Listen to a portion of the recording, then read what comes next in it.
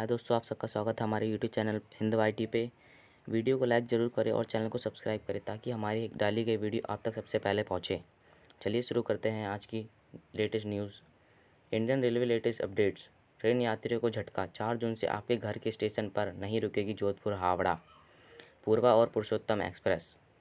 Corona virus से लड़ रहे देश में अभी देश भर के अलग अलग शहरों के लिए कुल 230 ट्रेनें रोज़ चलाई जा रही हैं। इस बीच लॉकडाउन में तमाम नियम व शर्तें मानकर अपने घर जा रहे ट्रेन यात्रियों को बड़ा झटका लगा है। अगर आप नई दिल्ली, कोलकाता, पटना, जोधपुर और पुरी, अमृतपुर से अपने घर जा रहे हैं तो अब आपके घर के नज़दीक वाले स्टेशन पर कई ट्रेनें नहीं रुकेंगी। जिन ट्रेनों का स्टॉप्स वापस लिया गया है उनमें हावड़ा पटना, हावड़ा जोधपुर एक्सप्रेस, नई दिल्ली हावड़ा पूर्वा एक्सप्रेस, नई दिल्ली पूर्वी, पुरुषोत्तम एक्सप्रेस, कोलकाता अमृतसर, कोलकाता एक्सप्रेस शामिल हैं।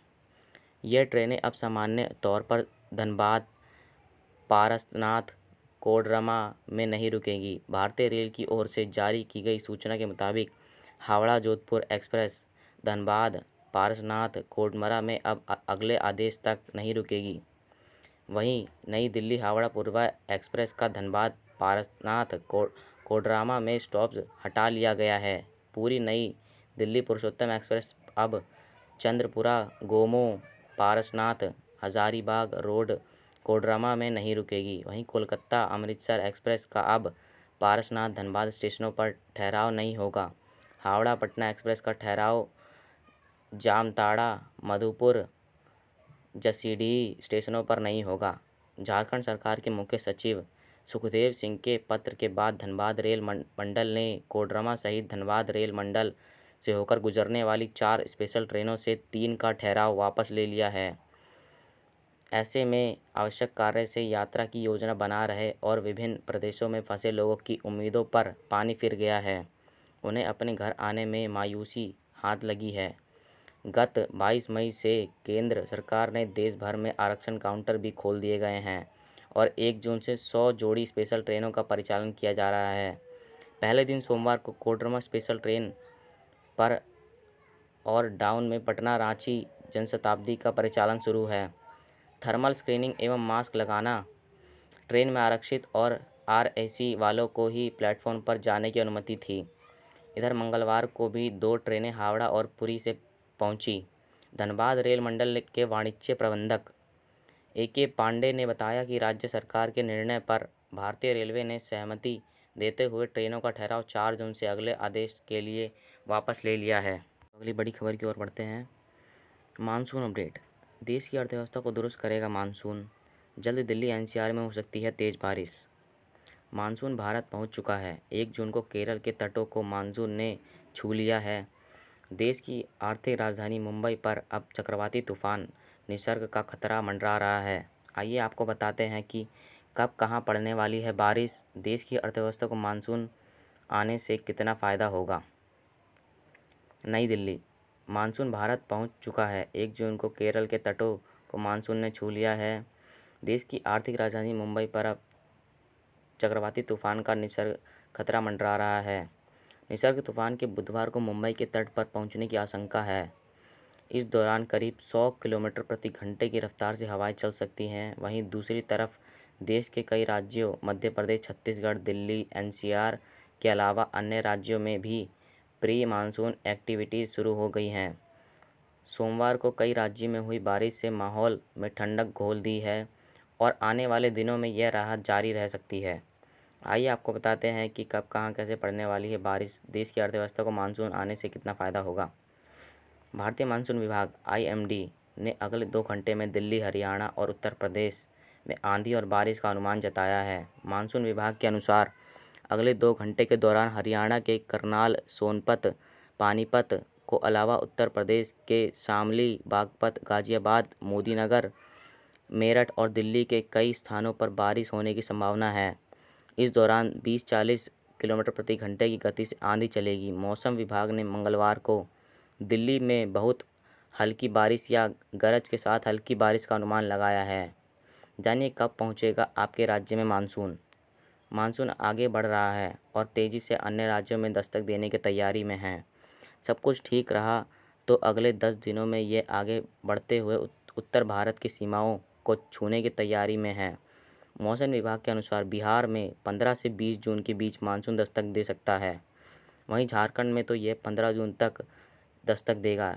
इसी तरह राजधानी दिल्ली में 20 जून के बाद मानसून दस्तक देगा। वहीं महाराष्ट्र और मध्य प्रदेश में भी इसी दौरान मानसून दस्तक दे सकता है। देश की अर्थव्यवस्था के लिए वरदान साबित हो सकता है मानसून। यह देश के किसानों और खासकर सरकार के लिए बेहद राहत की खबर है। कोरोना वायरस ने देश की अर्थव्यवस्था को जो जख्म दिए हैं उन्हें भरने में मानसून किसी मलहम का काम करेगा। बम्पर फसल उत्पादन के लिए मानसून कितना ज़रूरी है, इसका अंदाज़ा इस बात से लगाइए कि देश की आधे से ज़्यादा खेतिहर ज़मीन पर यह बारिश कराता है। अर्थव्यवस्था को इससे कितना फ़ायदा पहुंचेगा यह तो बाद में पता चलेगा, मगर असर ज़रूरी होगा, क्योंकि देश के सकल घरेलू उत्पाद जीडीपी का करीब 45% हिस्सा ग्रामीण अर्थव्यवस्था है। ग्रामीण अर्थव्यवस्था के योगदान को देखते हुए कृषि सेक्टर बेहद अहम है और कृषि क्षेत्र के लिए मानसून अमृत की तरह है, क्योंकि इससे खेत सीधे सींच जाते हैं और रिजर्वायर भी हो जाते हैं। भले ही इससे भारतीय अर्थव्यवस्था का रुख पूरी तरह से बदल जाएगा, खाद्यान्न कीमतों पर इसका सकारात्मक असर पड़ेगा। बड़ी खबर की ओर बढ़ते हैं। लाखों पेंशनर्स के लिए बड़ी खुशखबरी। ईपीएफओ ने जारी किए 8,068 करोड़ रुपए इन लोगों के खाते में आएंगे। कर्मचारी भविष्य निधि संगठन ईपीएफओ ने 105 करोड़ रुपए के कैरियर के साथ 868 करोड़ रुपए की पेंशन जारी की है। नई दिल्ली। कर्मचारी भविष्य निधि संगठन ईपीएफओ की कर्मचारी पेंशन योजना के तहत पेंशन फंड से आंशिक निकासी की सुविधा बहाल करने के फैसले को लागू करने के बाद अब ईपीएफओ ने 105 करोड़ रुपए के कैरियर के साथ 868 करोड़ रुपए की पेंशन जारी की है। इससे लाखों पेंशन धारकों को फ़ायदा मिलेगा। अब इस सुविधा को उन लोगों के लिए बहाल कर दिया गया है जिन्होंने 25 सितंबर 2008 को या उसके पहले इसका विकल्प चुना था। पेंशन कम्युनिस्ट के तहत पेंशन में अगले 15 साल तक 1/3 की कटौती होती है और घटी हुई राशि एक मुश्त दे दी जाती है। 15 साल बाद पेंशन भोगी पूरी राशि लेने का हकदार होगा। आपको बता दें कि अगस्त 2019 में श्रम मंत्री की अध्यक्षता में ईपीएफओ का फैसला लेने वाला शीर्ष निकाय केंद्रीय न्यासी बोर्ड ने 6.3 लाख पेंशन धारकों के लिए कम्युनिस्ट की सुविधा बहाल करने के प्रस्ताव को मंजूरी दे दी थी। आइए बताएं अब क्या होता है। सरकार की ओर से जारी बयान के मुताबिक पहले कम्यूटेड पेंशन को बहाल करने का कोई प्रावधान नहीं था। पेंशन को कम्युनिस्ट की एवज में जीवन भर कम पेंशन मिलता थी। मंत्रालय ने कहा कि यह कर्मचारियों पेंशन स्कीम 1995 के तहत यह पेंशनर्स के फ़ायदे के लिए उठाया गया ऐतिहासिक कदम है। ईपीएफओ अपने 135 क्षेत्रीय कार्यालयों के जरिए 65 लाख पेंशनरों को पेंशन देता है। ईपीएफओ के अधिकारियों एवं कर्मचारियों ने कोविड-19 लॉकडाउन के दौरान तमाम दिक्कतों के बावजूद मई 2020 की पेंशन राशि को प्रोसेस किया है, ताकि पेंशनर्स को तय शेड्यूल के मुताबिक पेंशन मिलने में कोई परेशानी ना हो। इससे पहले फरवरी में श्रम मंत्रालय ने ईपीएस 95 के तहत पेंशन कम्यूटेशन की अर्थव्यवस्था को बहाल करने के ईपीएफओ के फैसले को लागू कर दिया था। इससे 6.3 पेंशनर्स को फ़ायदा होगा।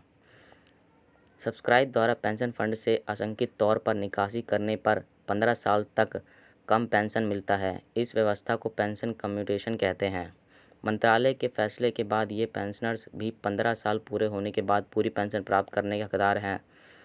पूर्व में ईपीएसएफओ 95 के तहत सदस्यों को अपनी पेंशन 10 साल के लिए का 1/3 की कटौती की अनुमति थी। पूरी पेंशन 15 साल बाद बहाल हो जाती है। केंद्र सरकार के कुछ श्रेणी के कर्मचारियों के लिए यह सुविधा अब भी उपलब्ध है। इससे पहले कम्यूटेड पेंशन के रिस्टोरेंस का प्रावधान था। इसकी वजह से पेंशनर्सों को ज़िंदगी भर घटी हुई पेंशन ही मिलती थी। कम्यूटेशन पेंशन के रिस्टोरेंस का कदम पेंशनरों को फ़ायदा पहुंचाने के लिए ईपीएस 95 के तहत एक ऐतिहासिक कदम है। इसके जरिए 6.3 लाख पेंशनर्सों को फ़ायदा होगा। पेंशन कम्युनिस्ट विकल्प लेने के मुताबिक मासिक पेंशन में अगले 15 साल तक 1/3 की कटौती और घटी हुई राशि एक मुश्त दे दी जाती है। 15 साल बाद पेंशन भोगियों पूरी राशि लेने के हकदार होंगे। श्रम मंत्रालय ने 25 सितंबर 2008 को यह उसके पहले ईएफओ के पेंशन कोष से असंगठित निकासी की सुविधा का लाभ उठाने वाले पेंशन भोगियों के लिए पेंशन कम्युनिटी रेस्टोरेंट की सुविधा दिए जाने को लेकर अधिसूचना 20 फरवरी को जारी की थी। इस फैसले से 6.3 लाख पेंशन भोगी को लाभान्वित हुई है।